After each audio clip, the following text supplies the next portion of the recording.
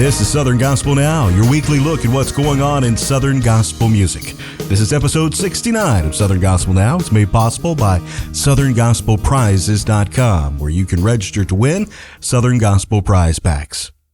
We start this week remembering a Southern gospel great. Glen Allred passed away Friday, July 22nd. Mr. Allred was a mainstay in the Florida Boys as the baritone singer for over 50 years. He was inducted into the Southern Gospel Music Association Hall of Fame in 2001. In his early career, he was guitarist for Wally Fowler and the Oak Ridge Boys at the young age of 16. He also spent time with the Happy Rhythm Quartet and the Spirit of Dixie Trio before joining the Florida Boys. Please keep the Allred family in your prayers. We found out the third member of the SGMA class of 2022 this week. Rodney Griffin was given the news at a concert in his home state of Kentucky. Rodney talks about this great honor. Well, I was very honored and surprised to hear this news. I've always thought of the SGMA Hall of Fame as a place for those who paved the way for gospel music.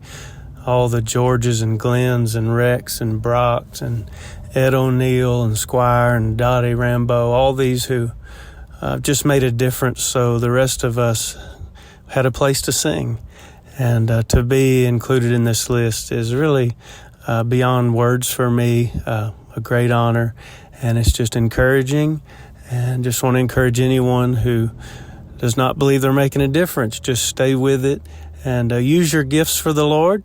And if you don't feel as talented, that's how I feel, you can use your desire to serve the Lord to make up the difference. And we certainly feel blessed when we do that. Many Southern gospel artists are on the Gaither Alaskan cruise this week, among them Joseph Habedank. We are so excited to be going back to Alaska with the Gaither Homecoming Cruise, and we cannot wait for some cooler weather. It has been absolutely brutal in Tennessee. It is just an amazing heat that is happening this summer. So we are so grateful to be going to Alaska with Bill and all the homecoming gang. We cannot wait. It's one of our favorite events all year long, one of our favorite trips. Recently, the LeFevre Quartet announced they would be retiring in September. Mike LeFevre tells us about what he's looking forward to in the next chapter of life. I have the urge to spend more time with my wife than I ever have, and she's always supported me. Kathy has always supported me in singing, but we're going to take the rest of this time in our lives and hold hands and walk this life together more than we ever have, and so I'm excited about that part. Jonathan Wilburn was recently at a birthday party where he was introduced to some missionaries. Turns out they knew exactly who he was. And they said, yes, even the people in the jungle know your music. And I was like, do what, And they said, yes, we listen to gospel music in the jungle of Venezuela as we witness and we minister to the people there. And I said, that is amazing. They said, yes, the gospel music, we play it because it drives the demons away. Sometimes I fail to remember the music that we sing is so important. The Perrys recently put out a new project, John 3:16. Libby Perry Stuffle talks about the song selection process. The majority of our songs is very biblically rooted. If it touches me, it'll touch anybody. And I'm the type that I have to have lived a song in order to sing it. And that's the main thing. Clint Brown of Southbound talks about writing the group's latest song, No Better Than That. All of the names in the song represent real people. That my uncles, Uncle Leroy and Lois, and Donna Sue is my first cousin. She played organ, I played piano.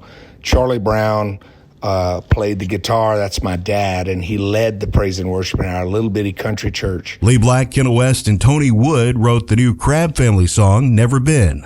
Lee Black explains why this song is so special to him. It's a special song to me. The first time that it was actually performed in public, I had the chance to sing it at Kenna's mom's funeral. So that was the first time it was ever performed live in public before the Crabb family had ever cut it.